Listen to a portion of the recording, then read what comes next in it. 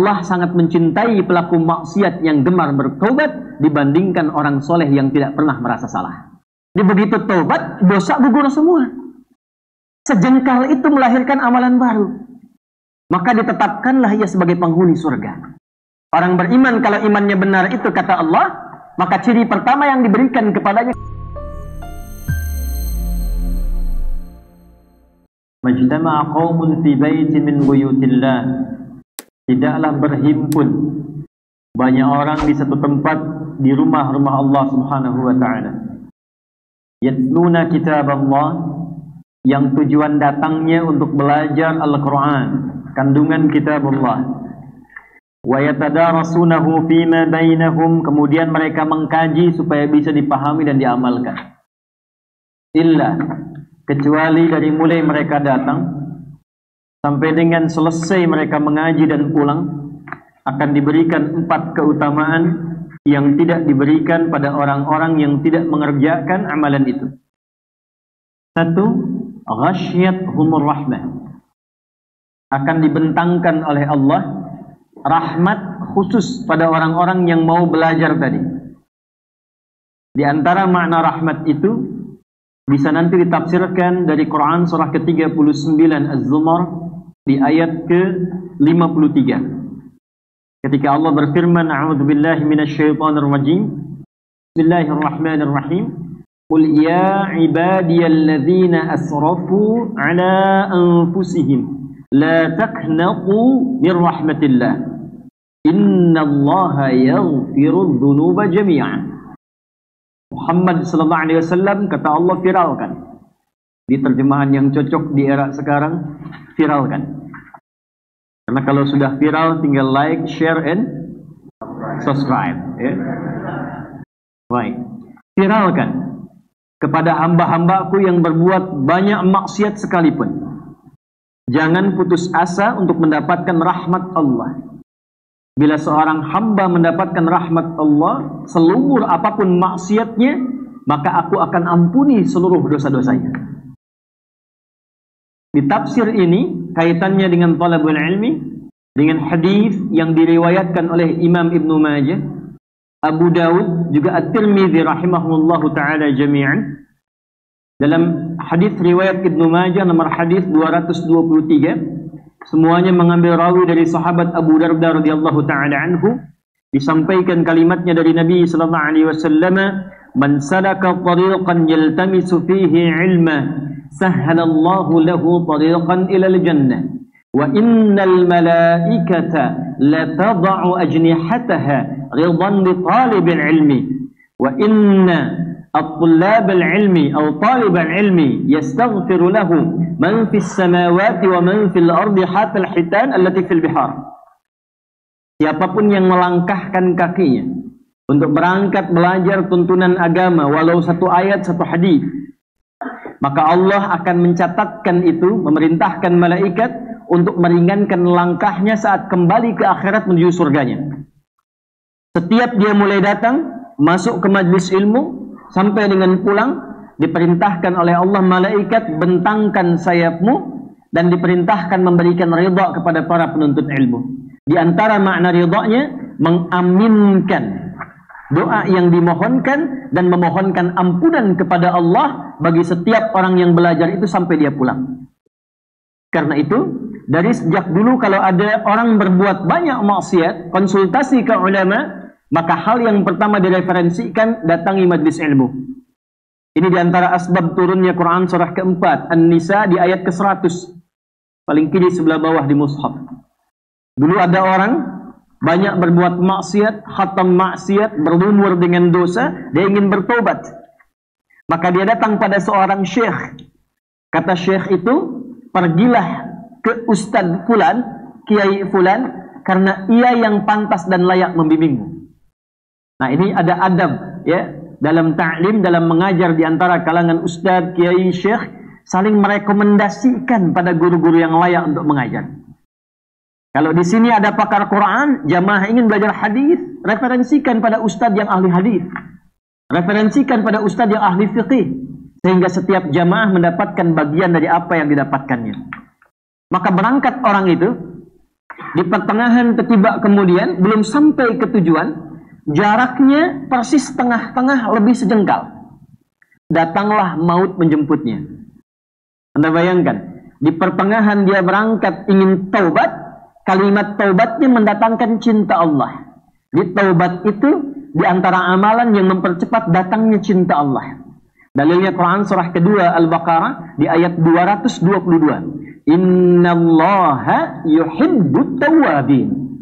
Sungguh Allah sangat mencintai pelaku maksiat yang mau bertobat. Jadi kalau Anda ingin bikin status di Instagram, ya, Allah sangat mencintai pelaku maksiat yang gemar bertobat dibandingkan orang soleh yang tidak pernah merasa salah. Bikin status ya. Dia tobat dengan langkahnya. Jadi begitu dia sampai di pertengahan jalan, karena taubatnya menggugurkan dosanya, setengah jengkalnya itu mendatangkan amalan baru. Jadi begitu taubat, dosa gugur semua. Sejengkal itu melahirkan amalan baru. Maka ditetapkanlah ia sebagai penghuni surga. Padahal mabuk khatam, bunuh orang banyak, zina khatam. Tapi dengan taubatnya mendatangkan cinta Allah, taubatnya nasuha, amalan cuma sejengkal masuk surga.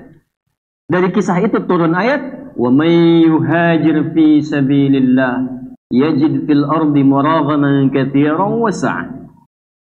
Wa may yakhruj min baitihi muhajiran ila Allah war rasul thumma yudrikuhu al-maut faqad waqa'a ajruhu 'ala Allah. Siapa yang mau merubah dirinya, berhijrah menjadi lebih baik dekat dengan Allah. Jadi hijrah itu bukan masuk kelompok tertentu, bukan masuk komunitas tertentu. Hijrah itu menjadikan diri kita dekat dengan Allah. Siapa yang motivasi datangnya ke masjid ini ingin menjadi lebih dekat dengan Allah, ingin menjadi lebih taat kepada Allah, bahkan belum sampai pun ke tujuan, di tengah-tengah maut datang menjemputnya, itu langsung keluar pernyataan langsung dari Allah, diampuni dosanya kalau dia bertobat, ditetapkan pahalanya untuk dibawa pulang. Makanya kalau sudah datang mau pulang, perbanyak istighfar. Ya, bukan perbanyak foto tuh. Boleh berfoto, tapi jadikan bagian itu semua untuk membangun ketaatan pada Allah Subhanahu wa taala. Ya. Dua, nazalat alaihimus sakinah. Isyarat dari Nabi akan ada ketenangan pada jiwa. Jadi pengajian yang baik itu majlis yang baik yang bisa memberikan perubahan pada setiap orang yang belajar. Jadi antum datang dengan pulang itu punya perubahan. Datang gelisah, pulang tenang. Datang kurang taat, pulang lebih taat, lebih ingat dengan Allah.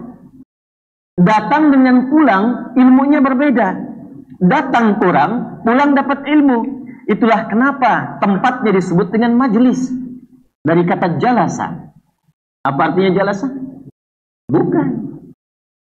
Bukan, jangan maksa. Jalasa itu asalnya bukan duduk. Jalasa itu asalnya berpindah dari tempat yang rendah ke tinggi.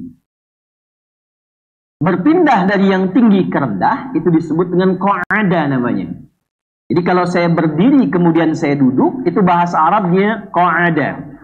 Perintahnya uq'ud, sifatnya disebut dengan qu'ud. Orang yang tak mampu sholat berdiri, kemudian dia duduk, maka sifatnya disebut dengan qu'udan. Alladzina yadhkuruna Allaha qiyaman wa qu'udan. Fa idza qadaytumus sholata fadhkurullaha qiyaman wa qu'udan, bukan wa julusan. Ya, itulah tepatnya istimewanya diksi Al-Qur'an, menampilkan kata sesuai dengan maknanya. Kalau buatan manusia nggak bisa begitu. Sebab kalau berpindah rendah ke tinggi, Anda di bawah duduk di karpet. Saya minta pindah ke kursi lebih tinggi, maka orang Arab akan mengatakan tafaddal ijlis. Sifatnya julus, tempatnya majlis, jamaknya majalis. Kenapa tempat belajar disebut dengan majlis? Majlis ilmu, majlis ta'lim. Karena ada isyarat dari Quran. Kalau datang ke tempat ngaji itu, mesti mengangkat derajat kita dari sebelumnya yang rendah jadi lebih tinggi. Itulah majlis yang di-share. Itulah majlis yang diluaskan informasinya. Karena merubah keadaan diri kita dari yang rendah menjadi lebih tinggi di hadapan Allah Subhanahu wa ta'ala. Itu yang dimaksud Quran surah ke-58 ayat yang ke-11. Ya ayyuhalladzina amanu. Hai semua orang yang beriman tanpa kecuali. Yakni disebutkan 361 kali dalam Al-Quran, memanggil yang dekat, menengah dan jauh. Nidaul qarib, mutawassit wal ba'id. Ayyuha disebutkan 150 kali dalam Al-Quran. Ayyunya munada bimakna taukid, menguatkan. Haknya bimakna tanbih, mengingatkan. Alladzina disebutkan 1080 kali dalam Al-Quran, mencakup besar, kecil, tua, muda, laki-laki, perempuan, lintas batas, tak ada sekatnya. Ketika Allah memanggil orang beriman untuk belajar pengetahuan, kata Allah, hei, aku tak peduli siapapun kalian, laki-laki, perempuan, besar, kecil, tua, muda, sepanjang punya iman. Walaupun imannya keadaannya berbeda. Ada yang kuat sehingga dekat dengan Allah. Jangankan sholat fardu, sholat sunnah dia kejar-kejar. Subuh jam 4.35 dia bangun dari mulai jam setengah 4. Ada yang imannya tengah-tengah. 4.35 dipanggil, 4.35 dia datang. Allahu Akbar, Allahu Akbar. Sudah ada. Ada yang imannya lemah sehingga jauh dari Allah. Dipanggil 4.35 baru bangun 5.34. Itu pun belum ingat sholat. Ya. Kata Allah, datang, belajar, majalis. Idza qila lakum tafassahu fil majalis. Jamak dari majlis. Apa yang diangkat? Lihat ujung ayatnya. Yarfa'illahu alladhina amanu minkum walladhina utul ilma darajat. Dua. Satu iman, yang kedua ilmu. Jadi antum tuh belajar ngaji, kata Quran pesan pertamanya mesti terangkat derajat di sisi Allah. Bagaimana cirinya orang terangkat derajat itu? Imannya makin menguat. Nih, ngaji itu imannya makin kuat gak? Makin kenal Allah gak? Makin kenal Rasulullah tidak? Kalau dengan pengajian itu membuat kita lebih dekat dengan Allah, itulah yang disebut dengan majalis. Semangat. Yang kedua, ilmu nambah. Karena kalau iman saja jadi kuat tanpa ilmu, bahaya. Saya tobat ya Allah. Saya akan mendekat kepadamu. Kemarin saya jarang sholat. Besok gak apa-apa, subuh saya rapel 4 rakaat. Nggak bisa. Butuh ilmu supaya mengajarkan kepada kita, membimbing kuatnya iman, mengerjakan amal soleh dengan cara yang benar. Nah, ciri iman itu yang pertama diberikan adalah ketenangan. Iman itu dari kata aman. Ya, alladzina amanu wa lam yalbisu imanahum bizulmin ulaika lahumul amnu wa hum muhtadun. Orang beriman kalau imannya benar itu kata Allah, maka ciri pertama yang diberikan kepadanya ketenangan dalam jiwanya. Karena itu semua kata iman dalam Al-Quran ketika disandingkan dengan amal saleh itu hasilnya ketenangan. Al-Baqarah misalnya di ayat yang ketiga, kalimat iman pertama, alladzina yu'minuna bil ghaib wa yuqimunas shalah. Iman dan salat, apa fungsi salat? Di antara fungsinya memberikan ketenangan pada jiwa. Makanya antum kalau masuk tempat sholat saja, masjid tempat sholat, itu belum sholat sudah tenang. Gak percaya silahkan. Masuk rumah sendiri dengan masuk rumah Allah ke masjid, tenang mana? Itu masjid, tempatnya sudah tenang. Karena itu dulu para sahabat mau kerja, berangkat dari masjid. Pulang kerja, mampir ke masjid. Supaya yang dibawa ke rumah itu aura masjid, lebih tenang.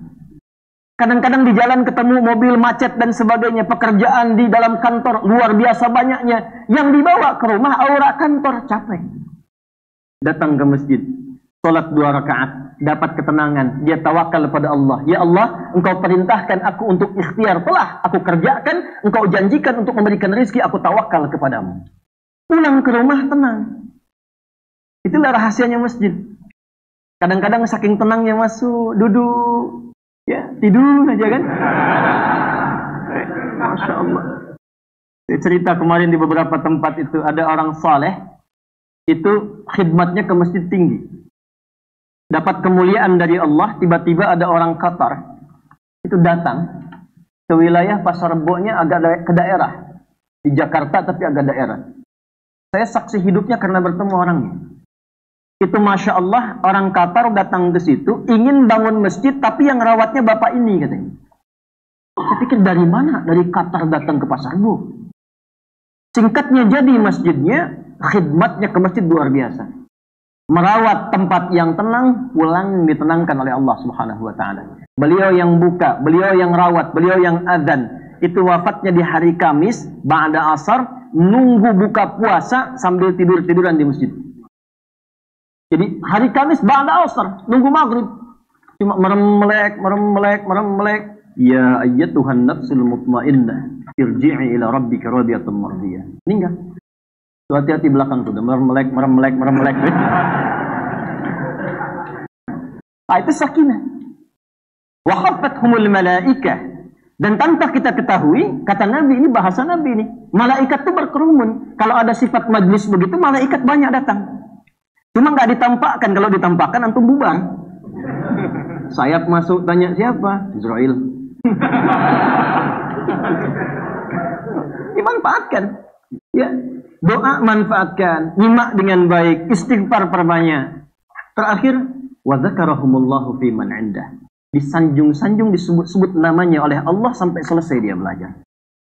Mudah-mudahan malam hari ini apa yang kita lakukan mendapatkan 4 kemuliaan yang disebutkan oleh Nabi sallallahu alaihi wasallam.